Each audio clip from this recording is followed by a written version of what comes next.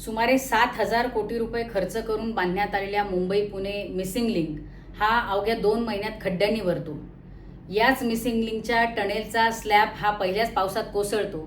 नांदेडचा flyover हा पहिल्याच पावसात तुटून पडतो आणि त्याचबरोबर पहिल्याच पावसामध्ये मेट्रो पुणे आणि मेट्रो मुंबई इथली स्टेशनं ही गळायला लागतात।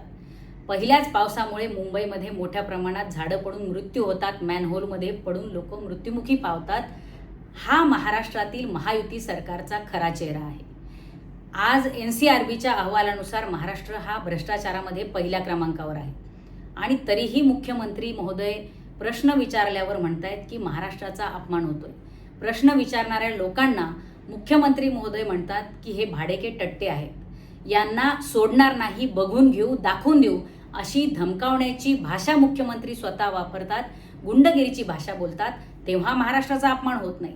या महाराष्ट्रामध्ये आमदार खासदारांचा घोडेबाजार भरवला जातो तेव्हा महाराष्ट्राचा अपमान होत नाही। या महाराष्ट्रामध्ये आमदार खासदार हे गुंडगिरीची भाषा बोलतात तेव्हा महाराष्ट्राचा अपमान होत नाही।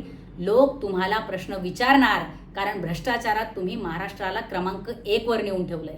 लोकांच्या कराच्या पैशातून तुम्ही जी काही बांधकामं केलीत ती अत्यंत निकृष्ट दर्जाची केलीत, त्याच्यामध्ये मोठ्या प्रमाणात भ्रष्टाचार केला आणि म्हणून आज तुम्ही केलेली ही विकास कामं धडाधड कोसळताय।